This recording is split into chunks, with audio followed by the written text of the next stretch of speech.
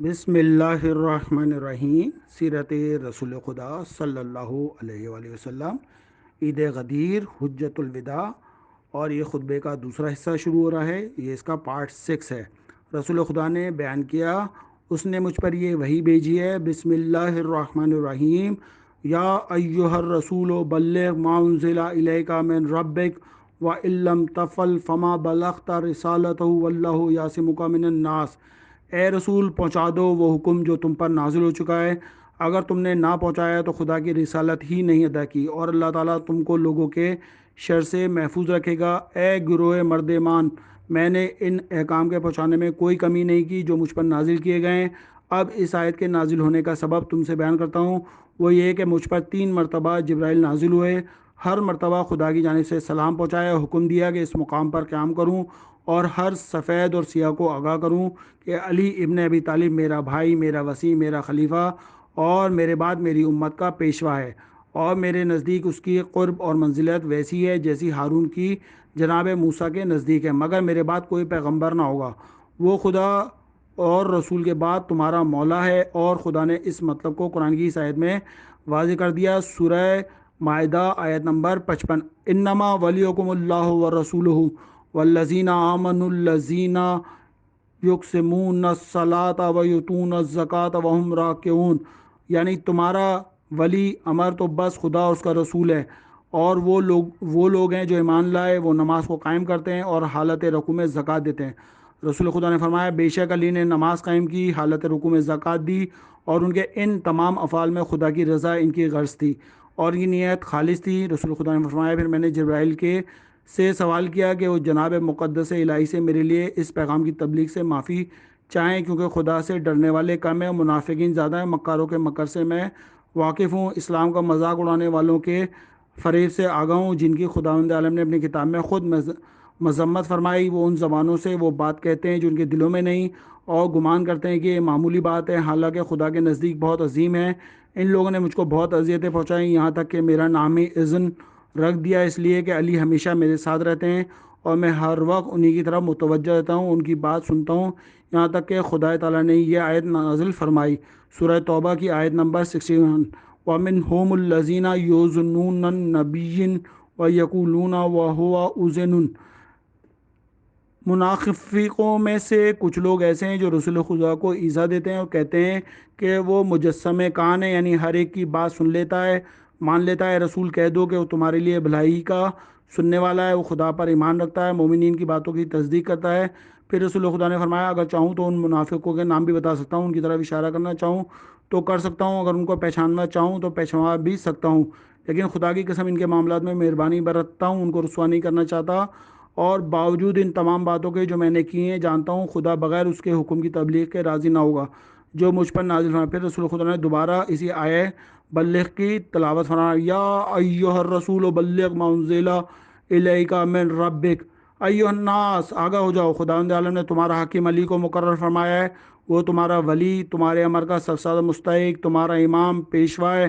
خدا نے اس کی اطاعت تمام مہاجرین اور انصار پر فرض کی ہے، اس گروہ جماعت پر جو مہاجرین اور انصار کی نیکی میں مطابقت کرتے ہیں، اور ہر شہر اور قریہ میں بسنے والوں پر، تمام عرب و عجم والوں پر، ہر بندہ آزاد پر، ہر چھوٹے بڑے پر، ہر سفید اور سیاہ پر، ہر اس شخص پر جو خدا کی وحدانیت کے ساتھ پرستش کرتا ہے۔ خدا کا حکم نافذ ہے، اس کا ارشاد جاری ہے، اس کا فرمان اٹل ہے۔ جو شخص یعنی علی کی مخالفت کرے گا وہ ملعون ہے، جو شخص اس کی مطابقت کرے گا اس پر خدا کی رحمت ہے، جو شخص اس کی تصدیق کرے گا، اس کی بات سنے گا، اطاعت کرے گا، خداوند کریم اس کو بخش دے گا۔ اے گروہ مردمان، یہ آخری موقع ہے کہ میں ایسے مجمع میں کھڑا ہوں، لہٰذا میری بات سنو، اطاعت کرو، خدا کے حکم کی فرمانبرداری کرو۔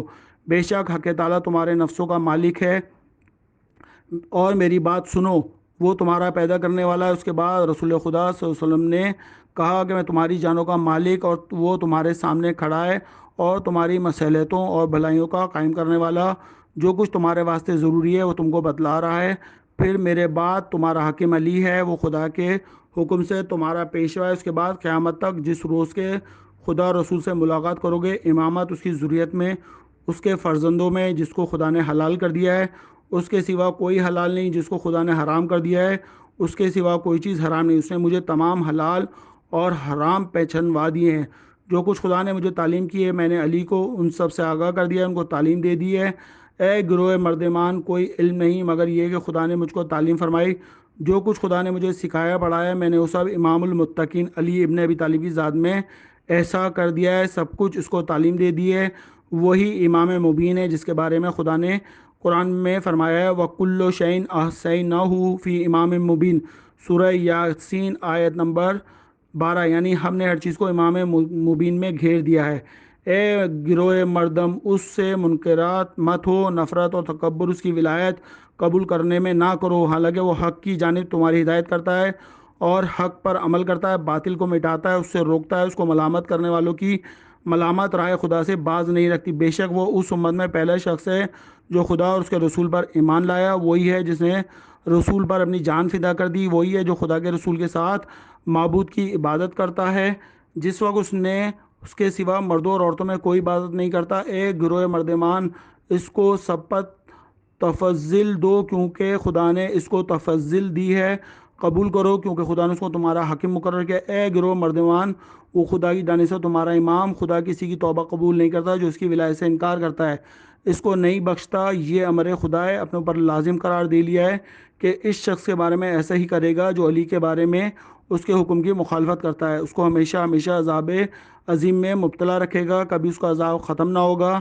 لہذا اس کی مخالفت سے پرہیز کرو، کیونکہ اگر اس کی مخالفت کرو گے تو اس آگ کے ایندھن بن جاؤ گے کہ جس کے ایندھن آدمی اور پتھر ہوں گے، جس کو خداوند عالم نے کافروں کے واسطے مہیا کیا ہے۔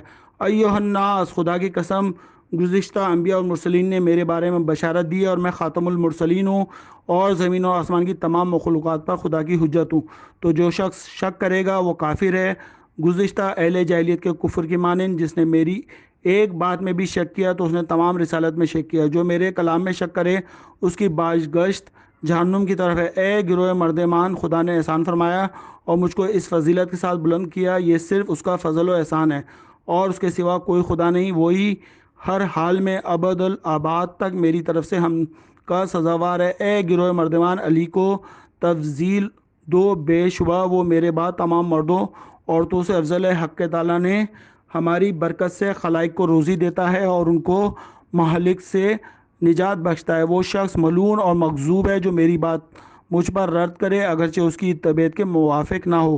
بے شک جبرائیل نے خداوند عالم کی جانب سے مجھ کو ایسی خبر دی ہے، وہ کہتے ہیں جو شخص علی کی دشمنی اختیار کرے گا، اس کی امامت کا اقرار نہ کرے گا، اس پر خدا کی لعنت اور اس کا غضب ہوگا۔ لہذا ہر شخص کو ہر آن غور کرنا چاہیے کہ وہ اپنے واسطے کل قیامت کے روز کیا بھیجتا ہے۔ اے لوگو، خدا سے ڈرو اس بات سے کہ علی کی مخالفت کرو، ایسا نہ ہو کہ دین میں ثابت قدمی کے بعد تمہارے پیروں کو لرزش ہو جائے، یقیناً تمہارے اعمال خدا نگران ہے۔ اے گروہ مردمان، علی جنب اللہ ہے، جیسا کہ خدا فرماتا ہے کہ اس کے مخالفت قیامت میں کہیں گے یا حسرتی علی ما فرطت فی جنب اللہ، یعنی یہ ہزار افسوس ہے اس پر کہ ہم نے جنب اللہ کے بارے میں یعنی ولایت ابن ابی طالب کے بارے میں قصور کیا۔ اللہم صلی علی محمد و آل محمد۔